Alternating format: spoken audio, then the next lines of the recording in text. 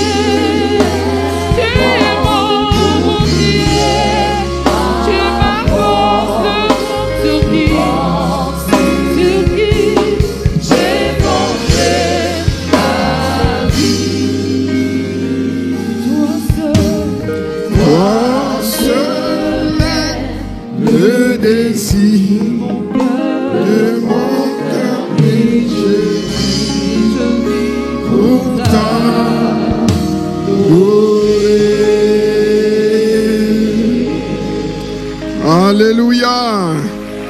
Alléluia. Aidez-moi à ovationner le Seigneur Jésus-Christ.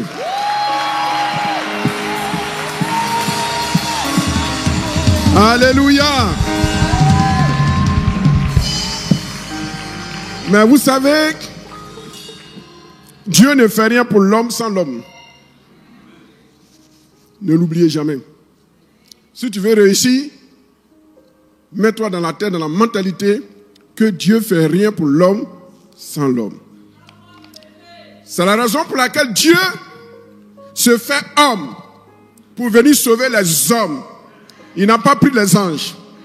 Alors, il y en a, quand ils ont la puissance, ils veulent minimiser le caractère humain. Dis à ton frère, dis à ta soeur, attention.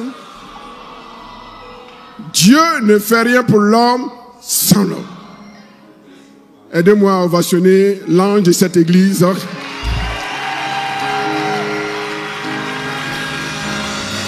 L'ange de cette église, qui est un homme de Dieu. Je suis fier de travailler avec lui. Je suis fier de l'avoir comme un fils, bien qu'il soit un grand. Il n'est pas un enfant, il n'est pas mon enfant, il est mon fils. Et le fils, on est fier de lui. Aidez-moi à ovationner le bishop Amazou pour cette grande vision. Mais mon seul problème que j'ai avec la langue française, c'est qu'ils n'ont pas créé le féminin de l'ange. Sinon, je l'ai dit, aidez-moi à recevoir l'angelesse de cette église, ma fille, Madame Amazou. Que Dieu vous bénisse. Que Dieu vous bénisse. Veuillez vous asseoir royalement dans vos chaises, comme des princes et des princesses. On va aller très très vite parce qu'on doit voler à haute altitude. Amen. Amen. Et la météo me signale qu'il fait beau temps. Amen. Il n'y aura pas de perturbation ni de turbulence, donc nous allons voler à une très haute altitude, à une vitesse, on doit atterrir, c'est un vol de 45 minutes maximum, on devrait atterrir. Que le Seigneur bénisse. Alors, le sous-thème que j'ai donné à mon intervention est dominer. 2 points. Quelle stratégie, quelle au pluriel, stratégie au singulier, non, mentalité. Quelle mentalité au singulier, mais quelle est au pluriel, et stratégie de conquête. Donc nous cherchons à développer une seule mentalité, pas des mentalités. Mais nous allons développer plusieurs stratégies. C'est pourquoi quel est au pluriel dans le polycope, sur le polycope, mentalité au singulier et stratégie est au pluriel. Le polycope est disponible.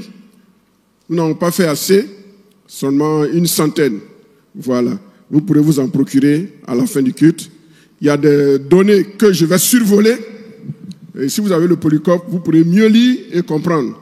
Et puis, je donne aussi le plein pouvoir, le feu vert au bishop d'approfondir, n'est-ce pas, les aspects que je n'aurais pas communiqués avec vous, que je lui donne le feu vert de vous les enseigner de façon plus détaillée et avec plus de temps. Hier, nous avons vu les terminologies et nous allons les rappeler rapidement et nous allons prendre notre envol. Nous avons vu que le mot dominer, dans son étymologie hébraïque, nous aidait à comprendre beaucoup de choses.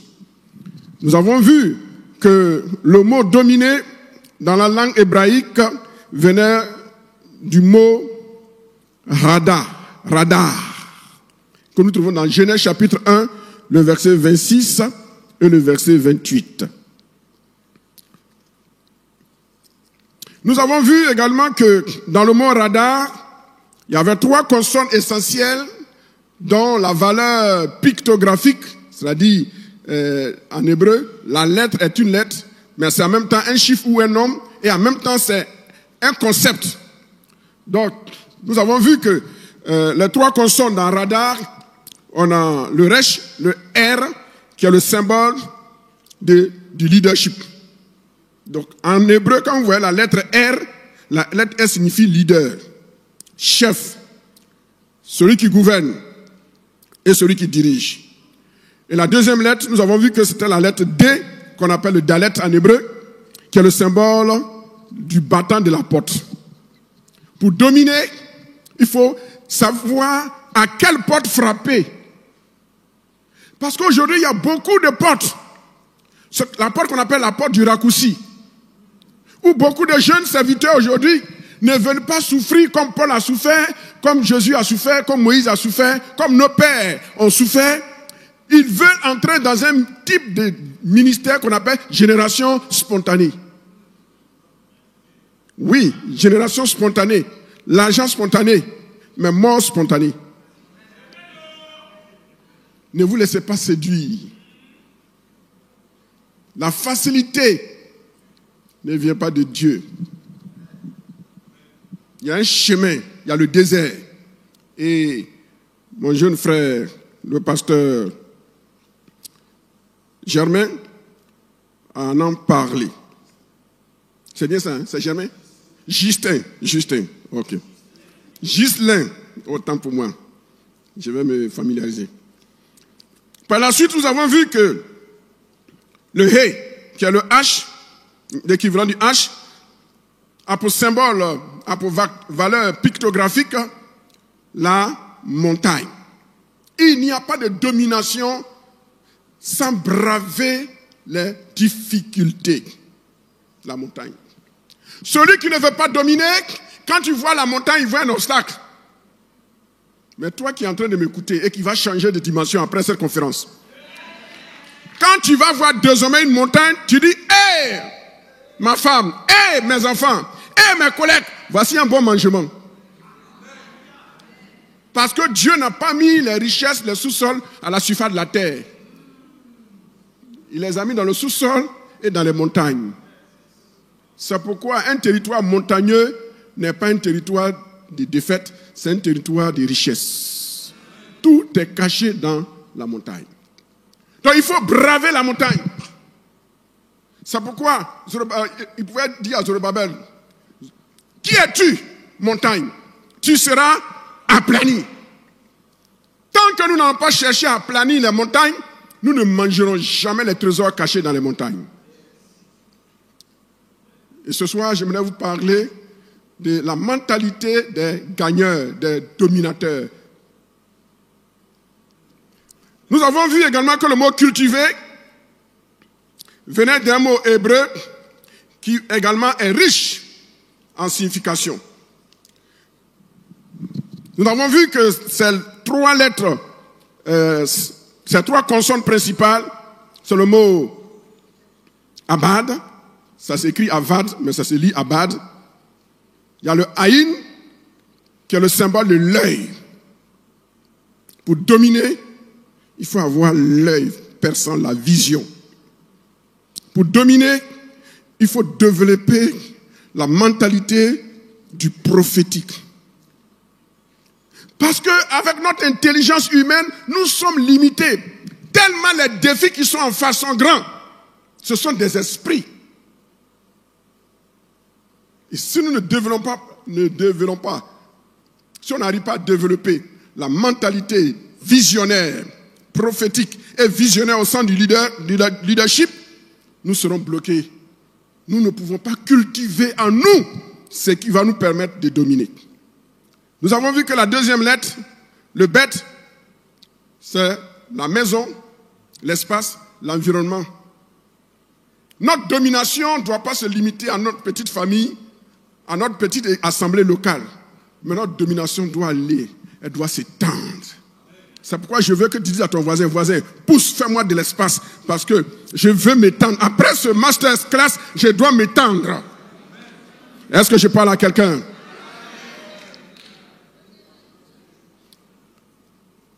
Nous avons vu que le mot dominer véhiculait l'idée de quelqu'un qui voit, de quelqu'un qui est prêt à franchir la montagne, de quelqu'un qui est prêt à discerner les portes auxquelles il doit frapper. Nous avons défini également le mot mentalité. Et nous avons vu que dans le grec, le mot mentalité, en hébreu d'abord, le mot mentalité signifie penser, calculer, planifier. Nous avons vu qu'en grec, la mentalité a donné le mot nous, qui veut dire percevoir. C'est pas voir seulement, c'est pas penser seulement, mais percevoir. Aller au-delà de l'apparence. Nous, notre intelligence. À celui qui peut nous donner infiniment au-delà de ce que nous demandons ou pensons. Percevoir. Après cette masterclass, retourne chez toi et dis à ta femme et dis à ton conseil, voilà comment je perçois l'Église dans les 5 prochaines années. Il faut que ça sorte de ta bouche. Car les bonnes pensées que tu ne déclares pas sont des semences que tu en mets, que tu n'as pas mises en terre. Est-ce que vous comprenez? Ce n'est pas de l'audace, ce n'est pas de l'orgueil. Apprenez à déclarer ce que vous êtes et ce que vous voulez devenir. Tu peux avoir la vérité, mais tant que tu ne déclares pas la vérité, c'est une graine qui ne produit pas la vie. Et pourtant, elle a la vie. Donc, il faut appeler à l'existence ce qui n'existe pas par la parole. La mentalité, percevoir. Nous avons parlé des croyances, etc. C'est un rappel rapide. Nous avons également défini le mot conquête. Et ce matin, nous avons défini le mot stratégie, qui vient d'un mot grec composé de 2 mots. Stratos, qui veut dire armée, et puis agos, qui vient du verbe ago, qui veut dire apporter, conduire, mener, diriger. Donc, une stratégie, c'est la capacité qu'un leader a pour entraîner une armée, une équipe derrière lui pour réaliser sa vision. Il n'y a pas de stratégie quand on est seul. Il n'y a pas de stratégie quand on est seul. Il y a une stratégie quand on a un challenge et on a une équipe autour de nous, une armée qu'on doit persuader pour aller, pour atteindre un but. Quand vous allez quitter cette conférence de masterclass, quand vous allez partir, le langage de « on ne peut pas » est banni pour toujours. Le conseil dit « il n'y a pas l'argent ». Tu dis « hey, je ne vous ai pas demandé l'argent. J'ai dit « nous allons faire ceci ». Et le Dieu à qui appartient l'or et l'argent pourvoira. Il faut les persuader, ne leur impose pas, mais il faut les persuader. Car l'argent vient là où la vision est de Dieu. On dit vision. Mais les moyens, on dit provision. Provision. Provision, ça dit pro, qui veut dire avant. Et puis vision, qui veut dire voir. Donc, si tu veux avoir les provisions d'abord, avant de t'engager, tu ne pourras jamais t'engager. Donc, Dieu envoie la provision. Or, normalement, la provision devait être avant la vision. Puisque le mot pro, qui veut dire, le préfixe pro, veut dire avant. Et puis vision, qui veut dire voir. Loin. Mais, dans la faisabilité, Dieu ne nous donne pas la provision d'abord. Il nous donne la provision a posteriori. Et c'est à ce niveau-là que nous sommes bloqués. Vous voyez, la langue humaine souvent peut nous limiter. Hein? On dit provision. Ça vient avant la vision. Mais avec Dieu, Dieu veut la vision d'abord et la provision va venir après. C'est ça, on dit un leader. La vision qui vient d'un leader, cette vision doit être plus grande que lui. Si la vision n'est pas plus grande que vous, ce n'est pas une vision, c'est un projet. C'est une initiative. Je répète. Si la vision ne vous effraie pas, si la vision n'est pas plus grande que vous, si vous ne vous voyez pas impuissant devant la vision, c'est que ce n'est pas une vision qui vient de Dieu. C'est un projet humain, c'est une initiative personnelle. La vision nous fait toujours peur. C'est pourquoi beaucoup ont échoué. Pas parce qu'ils n'étaient pas capables. Ils ont échoué parce qu'ils ont confondu la place de la vision par rapport à la provision. Ils ont voulu avoir la provision avant de développer la vision. Dieu dit non. Tiens. Vision d'abord, provision ensuite. Et selon la définition, la provision devait venir avant. Mais avec le Seigneur, il change l'ordre des choses. Il est souverain. Que Dieu nous aide à comprendre. Après cette masterclass, allez-y et mettez-vous devant le Seigneur. Dites, Seigneur, parle-moi. Je vais mettre en pratique tout ce que j'ai reçu à cette masterclass. Et puis, essayez de définir une vision qui est un peu plus grande que vous. Pas de façon démesurée. Ne dites pas, je m'avais construit un quartier. Ça, c'est pas une vision. C'est une hallucination. Donc, mais dites, voilà ce que j'ai fait jusqu'à présent. Mais je vais aller au-delà. La vision doit être plus grande. La vision doit être plus grande que vos finances. Si vous avez les moyens avant de faire quelque chose, vous n'êtes pas dans la vision. Salomon n'était pas dans la vision par rapport à la construction du temple. Il était dans la réalisation de la vision de son père. Parce qu'il n'a rien fait. C'est son père qui a tout prévu d'avance. Et il y a des pères qui ont souffert à votre place pour que vous ne souffriez plus. Demain, vos enfants ne doivent plus souffrir comme vous avez souffert. Ça, c'est la vision. Mais je ne comprends pas certains pères, je ne sais pas si c'est des sorciers, comme ils ont souffert, ils veulent que leurs fils souffrent plus qu'eux. Et leurs petits-fils vont... Ce ne sera pas la souffrance, mais la souffrure. Est-ce que je parle à quelqu'un? Frères et sœurs, ce soir, j'aimerais vous parler de... On va sauter le chapitre 4. On va sauter le chapitre 4 et on va aller sur le chapitre 5. Le chapitre 5, j'aimerais développer ce soir comment développer une mentalité de domination. Comment développer une mentalité de domination. Rapidement. Prenez avec moi Nombre chapitre 13, le verset 27 à 33. Nombre 13, 27 à 33. Pour gagner du temps, je paraphrase. Amen. Il s'agit des 12 espions qui sont partis explorer le pays. Ils arrivent. Au lieu d'un rapport, il y a 2 rapports.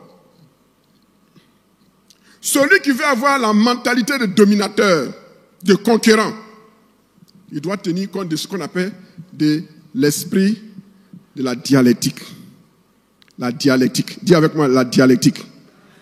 La dialectique, c'est le raisonnement qui admet thèse, antithèse, synthèse. Même si tu as le bishop principal, tu as l'archevêque, l'archibishop, ou bien le prophète des nations, des continents, tu es un être humain. Admets que les membres de ton équipe puissent ne pas être d'accord avec toi. C'est ça qui fait de toi un être humain. Est-ce que je parle à quelqu'un? Mec, ne te laisse pas embrouiller ni emballer par la décision démocratique de ton conseil. Vous voyez, ils sont 12. Sur les 12, il y a 10 qui donnent un rapport négatif. Et il n'y a seulement que 2 qui donnent un rapport positif. Nous allons analyser pour voir quelle est la théologie, quels sont les principes spirituels que nous allons tirer de ces 2 rapports. D'abord, pour être un dominateur, pour comprendre la mentalité de dominateur, il faut comprendre la mentalité de dominer. Ou la mentalité des peureux, des faibles. La mentalité de dominer transparaît dans l'ensemble de 6 déclarations, 6 déductions, 6 conclusions qui sont erronées, mais que ces gens prennent pour la vérité. Et de surplus, ils sont en grand nombre. Avec le Seigneur, ce n'est pas la démocratie. Mais il faut écouter tes conseillers, il faut écouter tes collaborateurs. Ils peuvent te donner des conseils, mais la vision, ce n'est pas à eux que Dieu donne la vision. C'est à vous que Dieu a donné la vision. Et vous allez rendre compte à Dieu.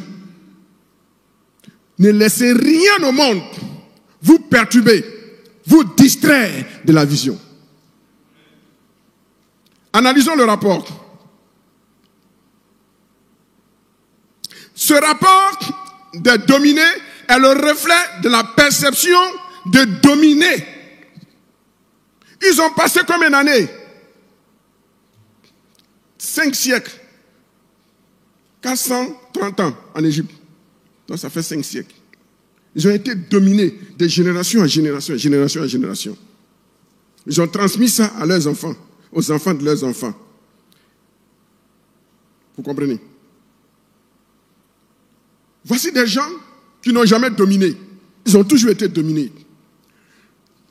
La perception de dominer, de subalterne, qui les a caractérisés de génération en génération, va définir leur perception de la vie.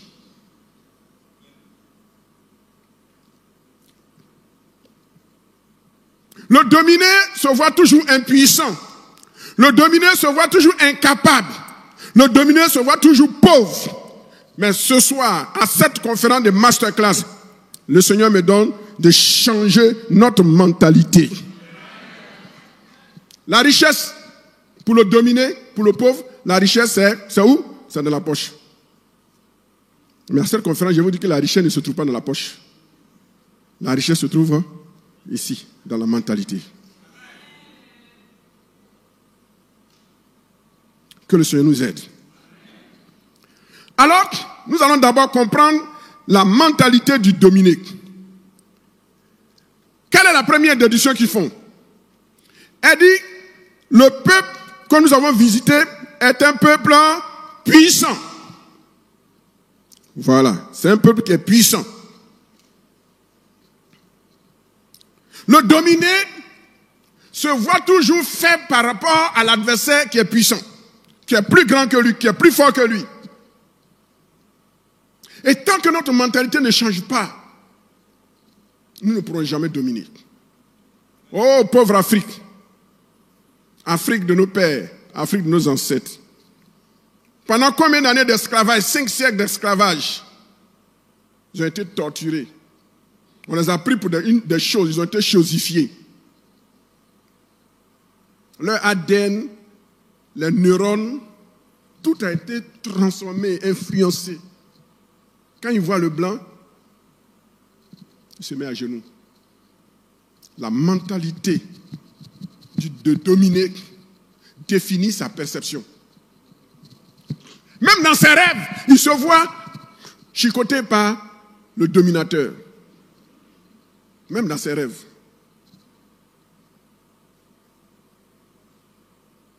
Frères et sœurs, je veux qu'on soit équilibré. Ce n'est pas un message raciste.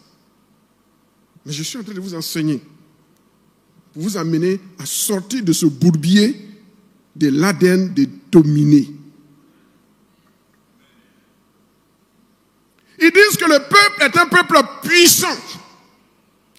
Comment ont-ils évalué la puissance de ce peuple? La puissance d'un peuple est évaluée par 4 paramètres majeurs. On en parlera tout à l'heure. La puissance militaire, donc la puissance économique, la puissance militaire, l'étendue du royaume, et puis sa capacité à être transgénérationnelle.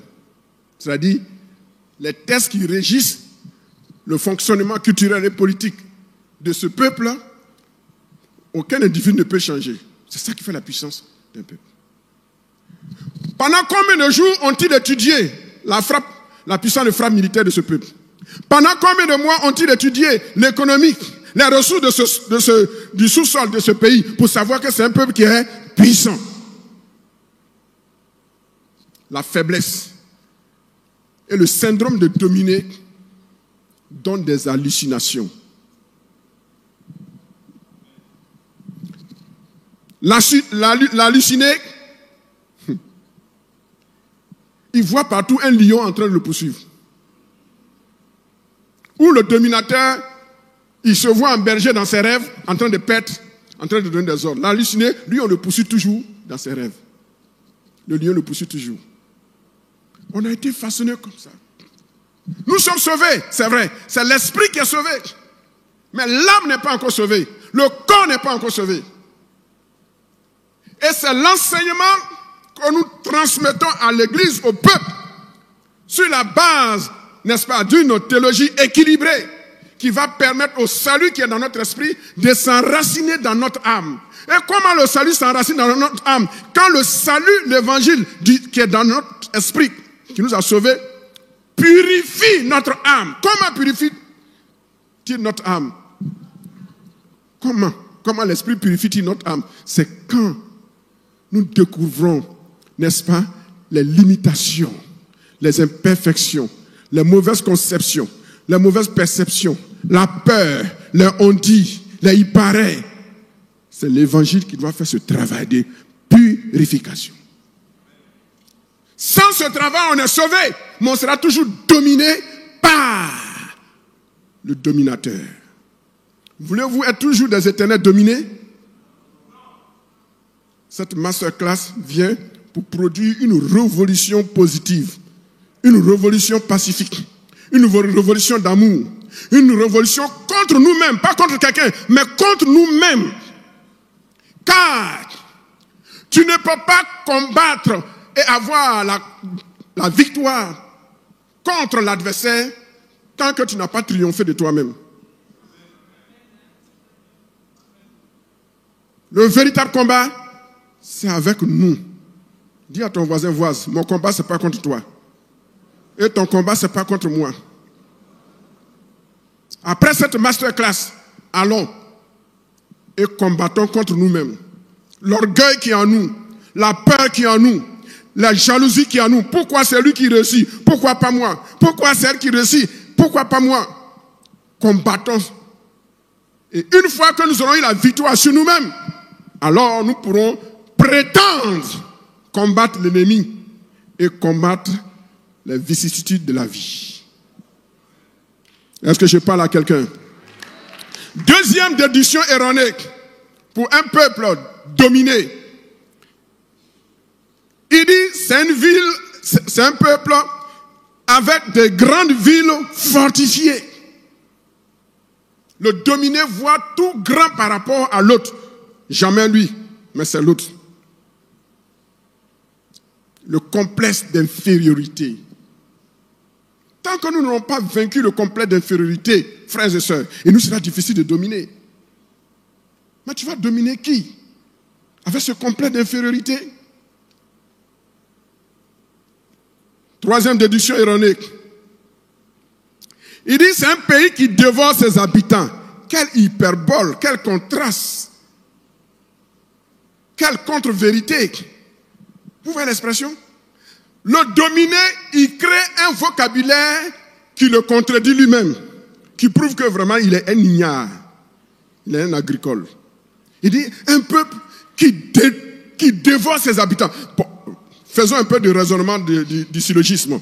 Si ce peuple dévorait véritablement ses habitants, est-ce que eux, en y entrant, auraient-ils trouvé des habitants? Puisque c'est un peuple qui dévore ses habitants. Ils devraient être les seuls. Vous voyez combien de fois la mentalité de dominer nous amène à être inconséquents. C'est ce qu'on appelle l'inconséquence en raisonnement. C'est ce qu'on appelle le principe de contradiction. Or, en philosophie, en démonstration scientifique philosophique, une vérité ne doit jamais admettre le principe de contradiction. Le principe hypothético-déductif, hypothèse. On démontre, il n'y a pas de principe de contradiction, mais le principe de non-contradiction, et on aboutit à la conclusion. Mais nous, dans l'église, on est rempli d'hypothèses. C'est pas mauvais. Mais la deuxième étape du raisonnement scientifique, on est rempli de contradictions. On dit quelque chose et on fait le contraire. Or, une vérité scientifique a trois piliers. Premier pilier, l'hypothèse. Deuxième pilier, le principe de non-contradiction. Et troisième principe, une déduction, quelque chose qui est universel. Eux, ils disent que le pays dévore ses habitants. Admettons que cela soit vrai. Mais si ce pays dévorait ses habitants, aurait-il trouvé des habitants dans ce peuple qu'ils vont décrire plus tard comme étant de grande taille? Faisons beaucoup attention à notre manière de percevoir les choses. Changeons notre langage. Et dis-toi, ton église, ton ministère peut grandir. Ton église peut grandir. Tu peux passer de 50 membres à 100 membres. Tu peux passer de 100 membres à 150 membres, à 200 membres. Il n'y a pas de génération spontanée avec le Seigneur dans le ministère. Il y a un chemin par lequel tout le monde doit passer. Moïse est passé par là. Jésus est passé par là. L'apôtre Paul est passé par là. Est-ce que je parle à quelqu'un? Quatrième déduction erronée.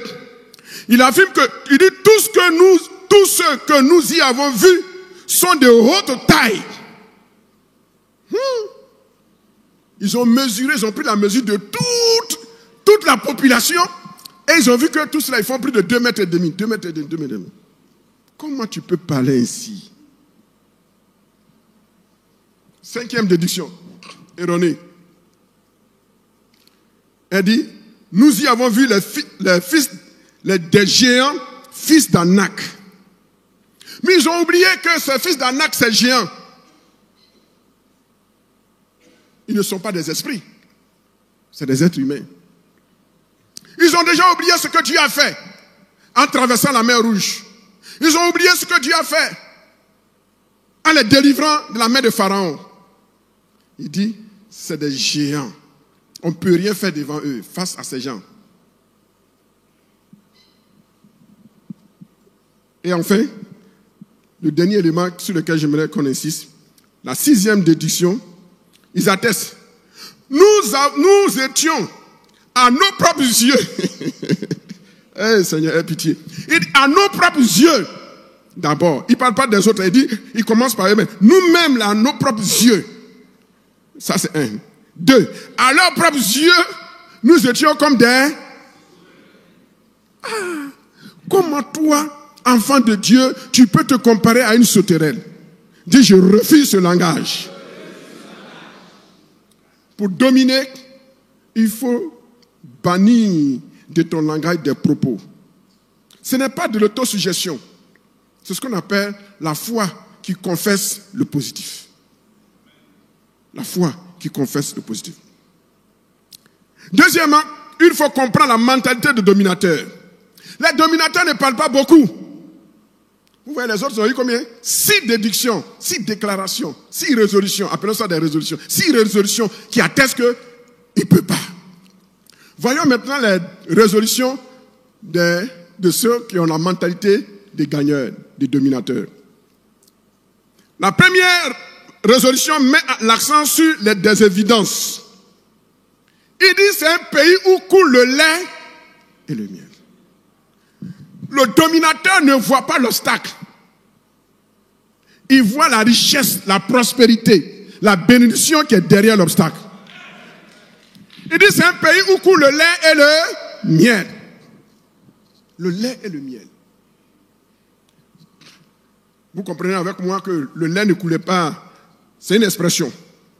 L'expression en hébreu, l'expression le lait et le miel. D'abord, le lait, c'est la nourriture de base. C'est un aliment complet.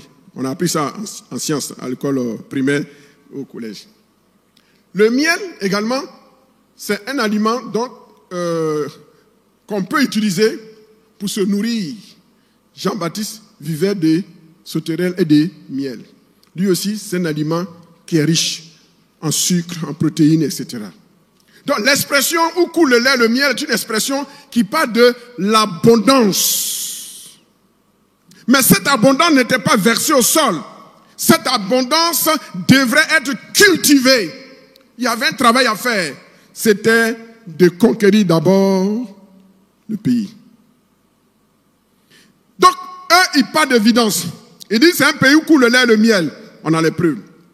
Deuxième évidence, ils sont venus avec des fruits. Pourquoi ils sont venus avec des fruits? Parce qu'il y a des gens dans le peuple, tant qu'ils n'ont pas vu, ils ne croient pas. Vous comprenez? Et chaque fois que vous voulez apporter une révolution positive spirituelle dans l'église, soyez sûr que vous avez des évidences, que vous avez des preuves palpables. Alors ils montrent les preuves, voici les fruits. De gros fruits en un bon point. Deuxième résolution. C'est la conviction et l'expression de leur foi audacieuse, sans faille. Cette vérité voit la victoire et la domination là où les autres ne voient que défaite, peur. La mentalité de dominateur voit que le pays est prenable. Donc, la conquête est possible. C'est la différence entre toi qui ne veut pas prospérer et celui qui prospère. Celui qui prospère, toute situation est vue comme une opportunité. Dans le langage des orientaux, le mot crise n'existe pas. Oui, je vous l'apprends. Dans leur vocabulaire, il n'y a pas le mot crise. Le mot crise est traduit par opportunité. Donc dis-toi que chaque fois que ton ministère traverse un moment difficile, une crise, c'est une opportunité que Dieu te donne pour que tu ailles en altitude. Et ça, l'aigle nous apprend cela. Je vous ai déjà parlé de ça. Chaque fois que l'aigle voit la tempête, la tornade, l'aigle se dit que voici une opportunité pour elle de voler en altitude. Tous les autres oiseaux fuient. Après cette masterclass, à qui est la mentalité de l'aigle? Mais comment l'aigle transforme ces situations de crise en opportunités de domination? L'aigle discerne le mouvement du vent. D'abord, il se met sur une falaise et il voit dans quel sens la tornade tourne. Si c'est de la gauche vers la droite, l'aigle n'ira jamais contre le sens du vent. Très important. On a appris en science que la direction Abidjan-Yamoussoukro est égale à la direction Yamoussoukro-Abidjan. On est d'accord? C'est la même direction. Mais le sens Abidjan-Yamoussoukro est différent du sens Yamoussoukro-Abidjan. Est-ce que vous comprenez?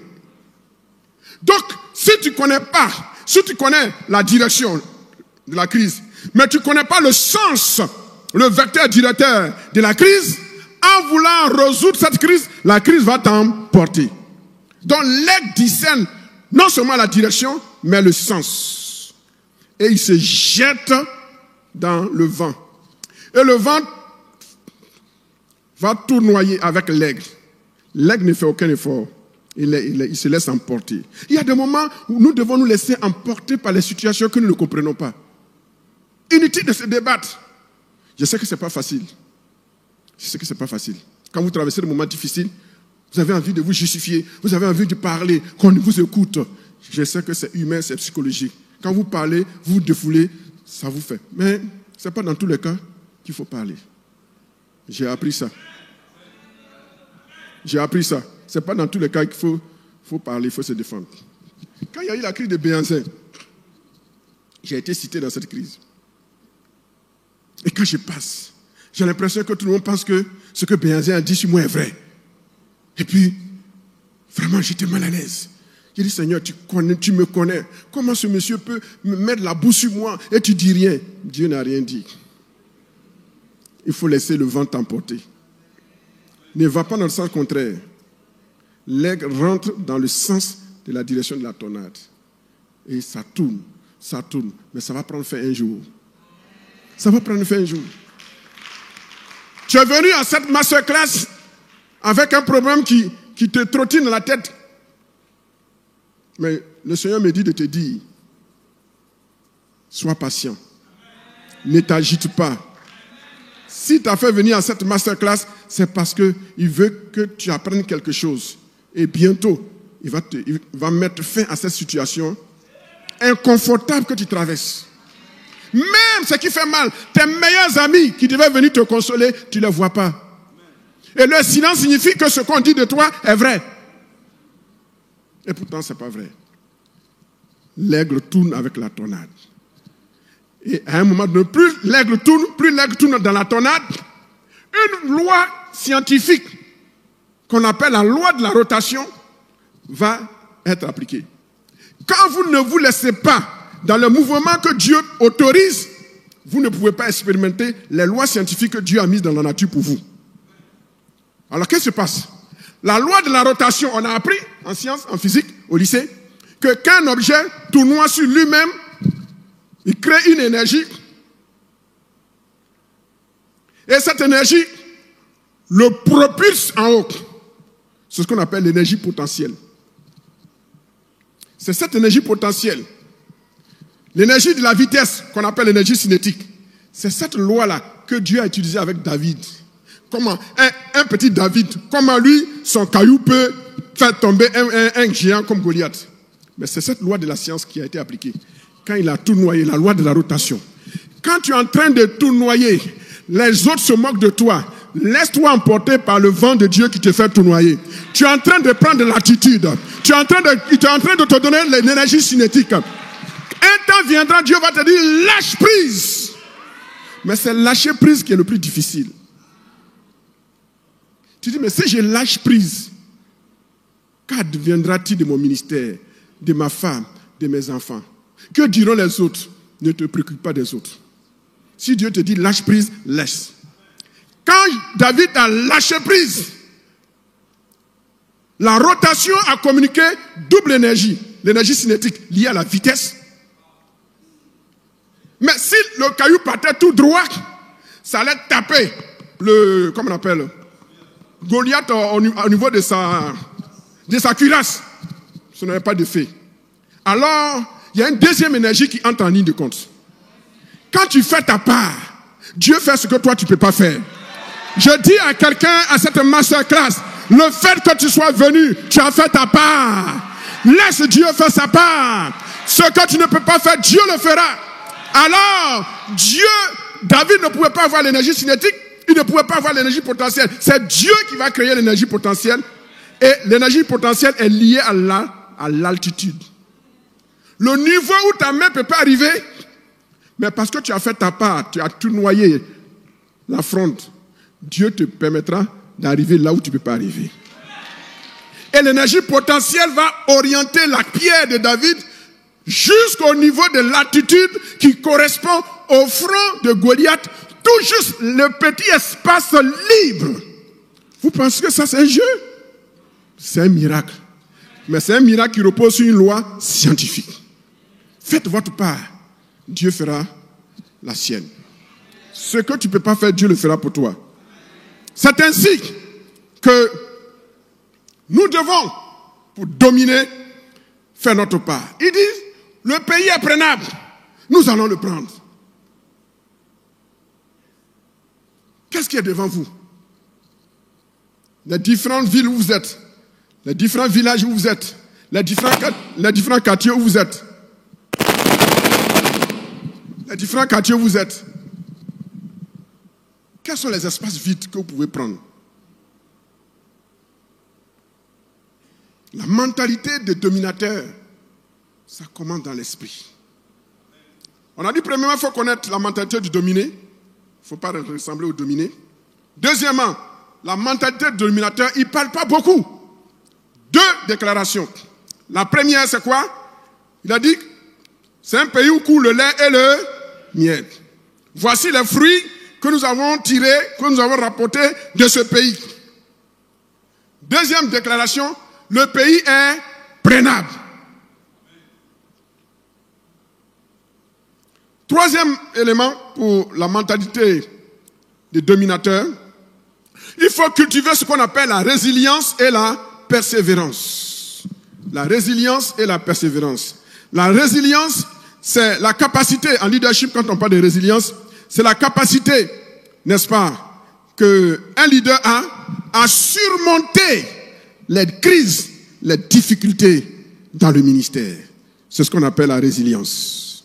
Les revers, les échecs, les pressions, les déceptions, des gens en qui tu t'investis, tu consolides pour le positionner et il te trompe et il t'abandonne.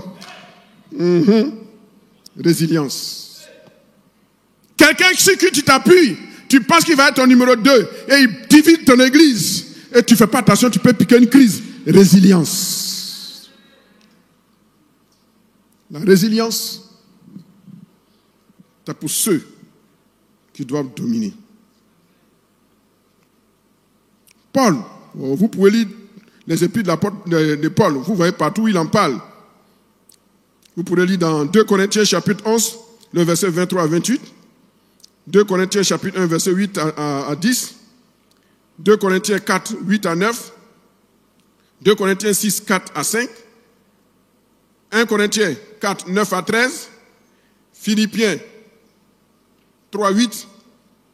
Mais surtout dans 1 Corinthiens 4, 9 à 13, Paul parle des tribulations auxquelles les apôtres sont confrontés. La faim, la soif, le manque de vêtements, les mauvais traitements, l'instabilité, la traîtrise, tous ces Hyménée, et puis ce monsieur, comment il s'appelle? Alexandre, le forgeron. Ils sont dans tous les ministères. Si vous n'avez pas un Alexandre le forgeron dans votre ministère, faites attention. Faites attention. Ils sont là pour faire le travail, mais n'ayez pas de haine pour eux. Ils jouent un rôle très important. Quand il n'y a pas d'aide, tu n'as pas un Alexandre le forgeron dans ton entourage, c'est pas bon. Ils sont là, et à cause d'eux, on est prudent. Et on ne fait pas n'importe quoi.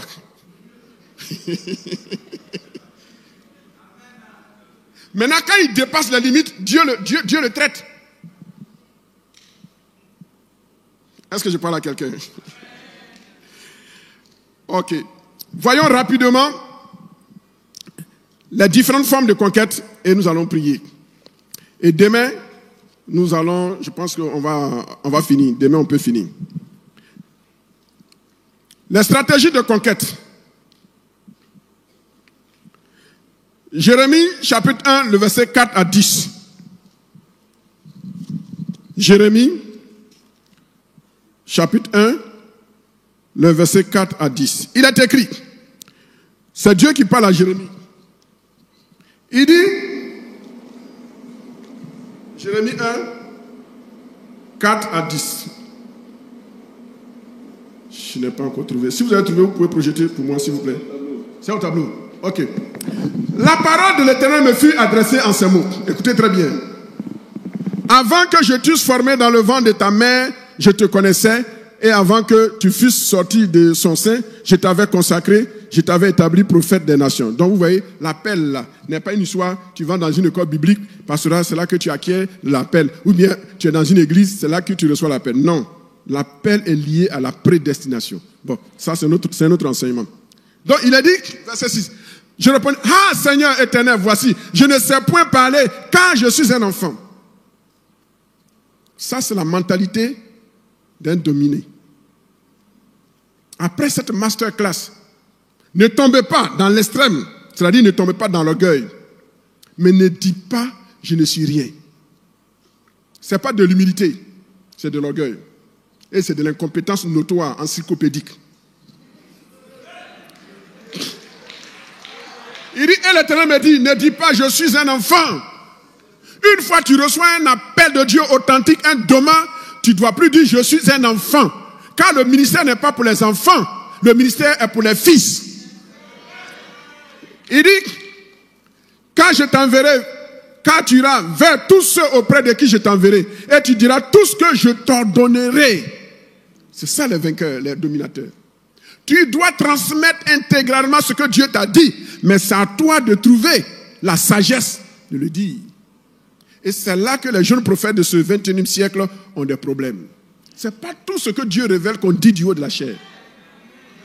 Je peux répéter? Ce n'est pas tout ce que Dieu nous révèle qu'on dit du haut de la chair. Ce matin, mon jeune frère a dit que Jean-Baptiste est quitté sur son champ, son camp de bataille, son camp, là où il devait être.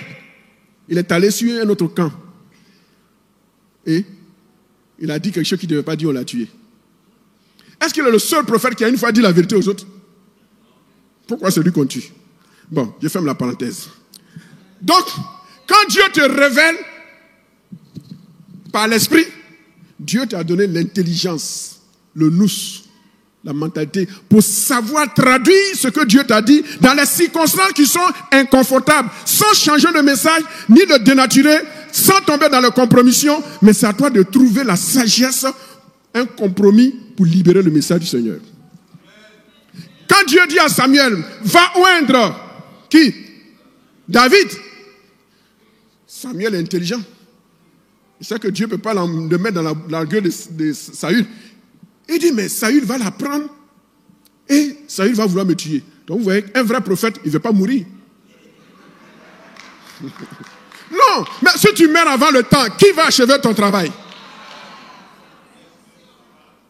C'est pas tout qu'on voit sur le pays qu'on dit. Il y a un qui s'est levé, il a commencé à faire des prophéties.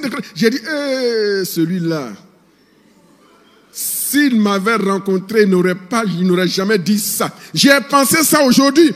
Un jour, 2 jours, on l'a mis en prison. Parce que ce qu'il a dit était grave. Et il était insensé pour un prophète de dire ces choses. C'est pourquoi Masterclass est bienvenu. Pour vous recadrer.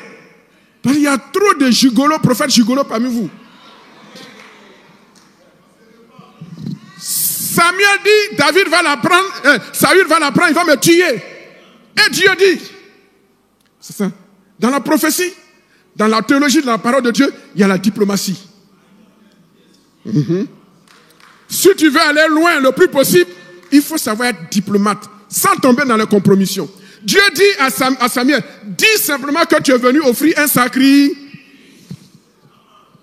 Tu n'as pas besoin de crier sur le toit. Oui, Dieu m'a dit, on va faire affiche, pancarte, la date où Samuel, le prophète Samuel, le grand prophète major, va déclarer ce que Dieu lui a dit concernant le remplaçant du président. Il faut faire ça encore. Fais ça encore. Tu vas te retrouver à la macaque. Dieu lui dit, tu n'es pas obligé de dire ce que je t'ai dit, in verbatim, c'est-à-dire mot pour mot. Prends la pensée et habille la pensée. Les dominateurs, c'est ceux qui savent habiller la pensée de Dieu. Et ils atteignent le but de Dieu sans tomber dans la compromission. Dis à ton voisin, c'est de toi que Dieu parle. Et c'est ce qu'il a fait. Il est allé oindre David et le ciel n'est pas tombé sur lui. Ça aurait été vous. Oui, conférence de presse. Une déclaration prophético-prophétique. Dieu m'a donné un message. Puis les journalistes disent, oh prophète, est-ce qu'on peut connaître le message que Dieu t'a donné? Oh, le message qu'il m'a donné, il est trop dense, il est trop dense, il est trop dense. C'est fort, c'est fort. Ah!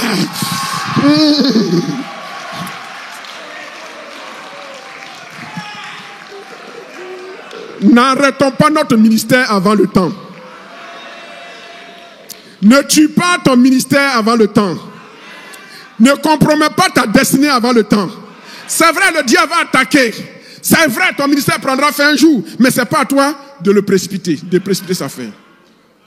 Plusieurs ont précipité la fin de leur ministère. Que Dieu nous aide. Est-ce que je parle à quelqu'un? Donc, il dit, ramenez mon texte s'il vous plaît. Verset 8. Il dit, ne les crains point, quand je suis avec toi. Celui qui veut réussir à devenir un dominateur, un concurrent, il ne doit jamais perdre de vue le caf de Dieu. C'est-à-dire le cas qui signifie être dans le creux des mains de Dieu, dans la coupe de Dieu. Si vous n'êtes pas dans le creux des mains de Dieu, n'entreprenez jamais de grands projets extraordinaires. Ne défiez jamais les démons. Ne défiez jamais les sorciers. Ce matin, je disais, il y a un qui est parti dans un pays où il y a les sorciers. Il les a défiés. Ils ont bloqué sa voie. Il dit, ne les crains pas car je suis avec toi pour te délivrer, dit l'Éternel. Verset 9. Puis l'Éternel répond, étendit sa main et toucha ma... Non, je n'ai pas bien vu. Et toucha ma... Je n'ai pas bien entendu. Et toucha... Pourquoi Dieu n'a pas touché sa tête? Pourquoi Dieu n'a pas touché ses muscles? Pourquoi Dieu n'a pas touché sa poche? Il dit, Dieu toucha ma bouche. Le canal d'expression de la connaissance de la parole.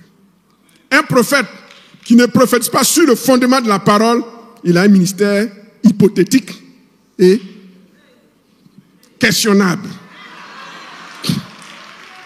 Il dit, voici, je mets mes paroles dans ta bouche. Verset 10. Regarde, je t'établis aujourd'hui sur les nations et sur le royaume pour que tu arraches. Et c'est ce que beaucoup ne comprennent pas, beaucoup de jeunes pasteurs aujourd'hui dans le ministère. Ils sont pressés pour prêcher. Mais ils ne savent pas qu'avant de prêcher, il y a 4 actions qu'il faut faire. Il dit arracher, abattre, ruiner et détruire. Est-ce que vous avez fait ces choses dans votre vie? Les fondements anciens, est-ce que vous avez vaincu? Dans des familles où on ne se marie jamais, où chaque fois qu'on doit avoir une femme, il faut qu'il y ait une crise, où on ne fait jamais d'enfant. Quand un enfant va venir, il faut qu'il meure. Est-ce que vous avez vaincu cela? Ou des familles où on n'attend jamais un certain âge. À 40 ans, on doit mourir. Ne dis pas, je suis converti, ça ne me concerne pas. Non, tu es converti, ça ne concerne pas ton esprit, mais ça concerne ton âme et ton corps. Parce que tu sors. Tu sors d'un sang. Il faut arracher. Il faut abattre. Il faut ruiner. Il faut détruire. Vous comprenez pourquoi Jésus n'est pas rentré dans le ministère automatiquement? Jésus a compris ce verset. Jésus a fait 30 années de formation pour 3 ans et demi de ministère. Nous, aujourd'hui, on veut faire 3 mois et demi de formation pour 30 années de ministère. Dis-vous, on dirait que ça te concerne. Il dit qu'il faut abattre, il faut arracher, il faut ruiner, il faut détruire.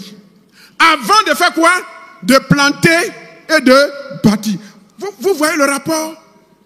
Les choses de Dieu, là, ça ne prend pas beaucoup. Il n'y a pas beaucoup de facteurs. On a vu que les autres, là, ceux qui sont venus faire le premier rapport, ils ont parlé beaucoup. 6 déclarations. Les autres ont eu 2 déclarations. C'est la même chose ici. 4 actions de destruction, de démolissement. Parce que le ministère, l'endroit sur lequel tu vas exercer ton ministère, avant que tu n'arrives dans ce quartier, des générations avant, il y avait des esprits qui étaient là. Je suis théologien. Je suis assemblée de Dieu. Et je vous dis ces choses parce que j'en ai fait l'expérience. L'église sur laquelle nous sommes aujourd'hui. Je vous donnerai l'occasion, je vais vous inviter un jour. On arrive, on est à côté d'une branche d'eau. On n'arrive pas à bâtir le temple. Projet sur projet, projet sur projet. Le jour que j'ai décidé de bâtir le temple, j'étais parti en congé, je crois en France. À mon insu, dit homme de Dieu, que se passa-t-il? Non, mais le diable, il a des foutaises. Hein. Ah! Dans tout Abidjan, tu n'as pas vu un pasteur où tu vas aller marcher sur son temple. C'est sur le temple de Bangolé Dominique, où on jeûne 40 jours par an, où il y a tous les vendredis, il y a veillée, où tous les jeudis, il y a combat spirituel. C'est sur son temple, toi, tu viens marcher. Dis foutaise n'est pas foutaise. Un démon est venu marcher sur le toit en plein culte. C'est pas la nuit, hein, c'est un dimanche matin. Un vent brusque qui arrive, qui soulève la bâche, notre pauvre bâche, la froisser comme un pain jeté au fond. Ah, on peut faire ça à l'homme?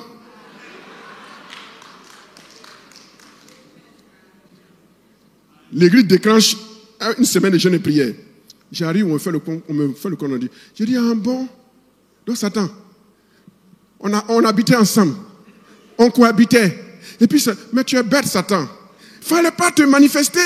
Là, ton règne allait durer.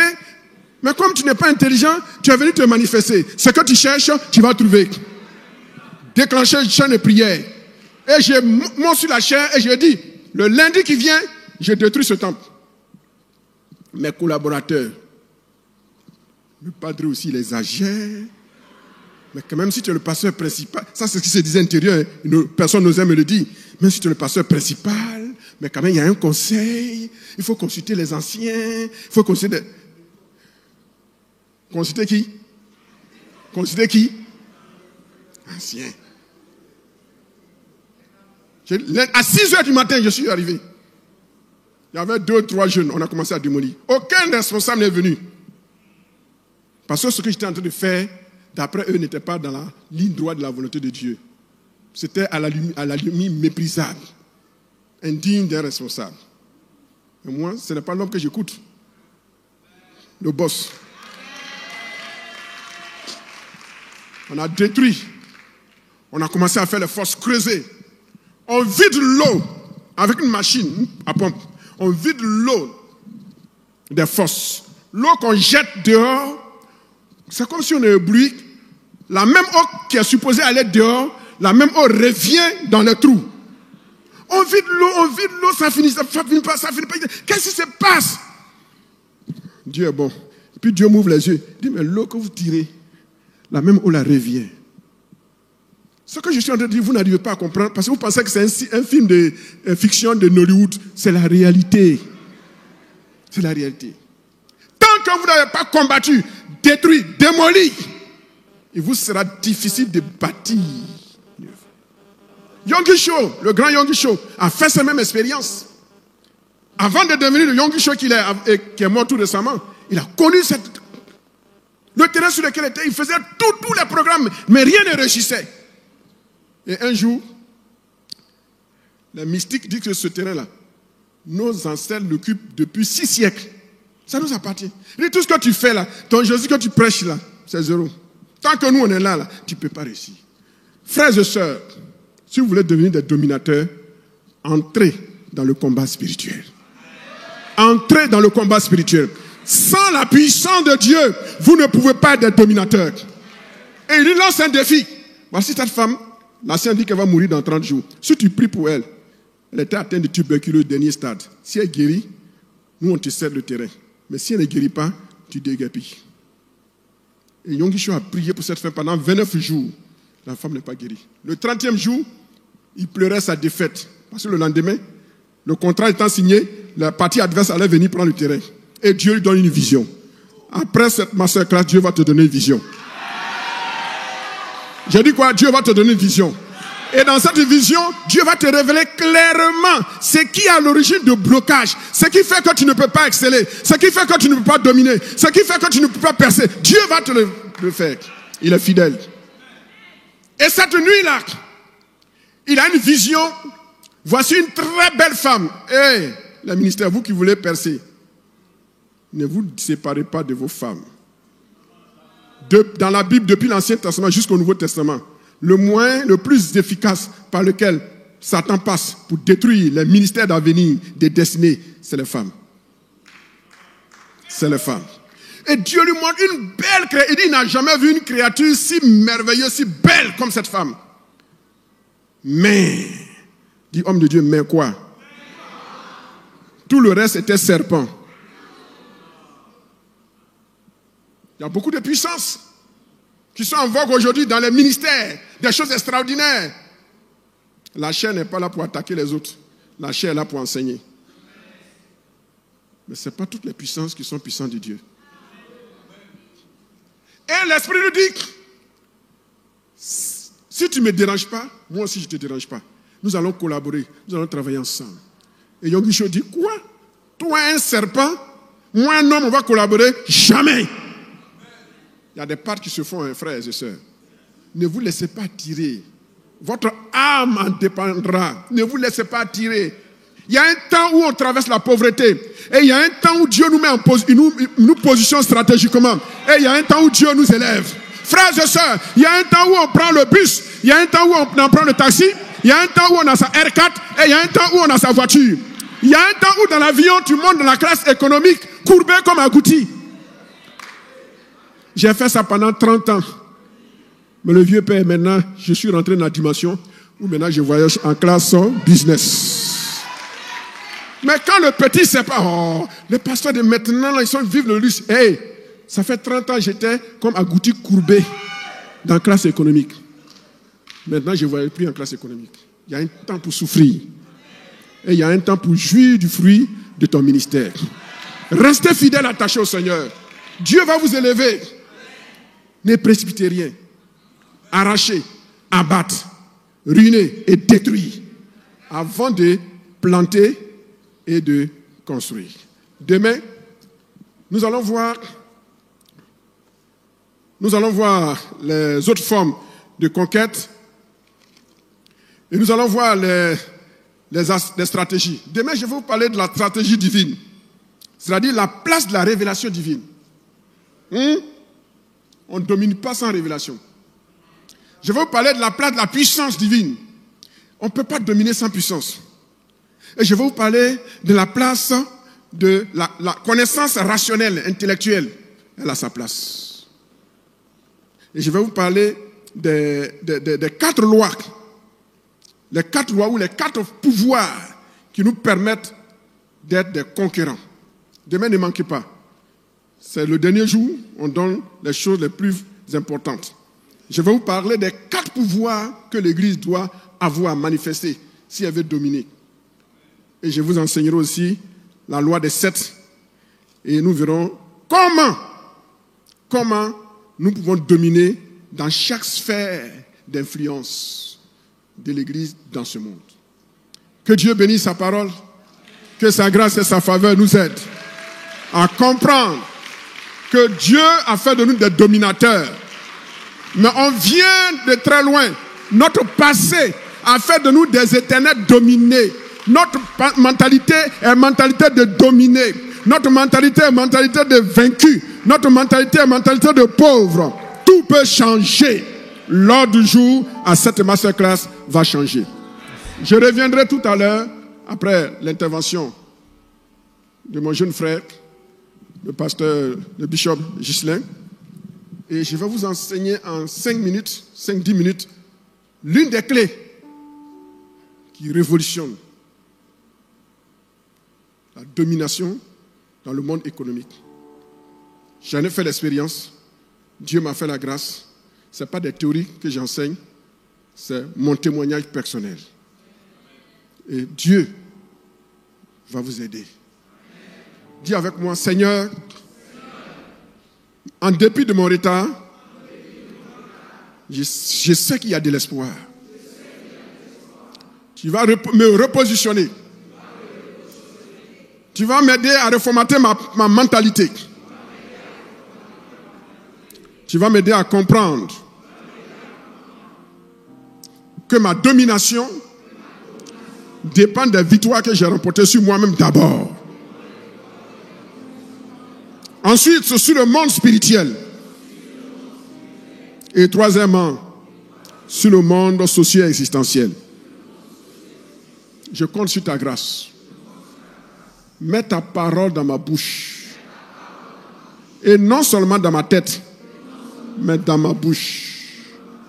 Accorde-moi la sagesse de savoir dire ce qu'il convient. Bénis cette masterclass. Et bénis-moi d'avoir pris part à cette masterclass. En partant, que ma mentalité change. Que tout ce qui était défaite se transforme en victoire. Dis, je suis né pour triompher. Je suis en train de triompher. Et je vais triompher. Ma victoire appartient au Seigneur. À lui toute la gloire au siècle des siècles. Et tout le monde dit, et tout le monde dit, et tout le monde dit, Amen. Veuillez vous asseoir. Que le Seigneur vous bénisse.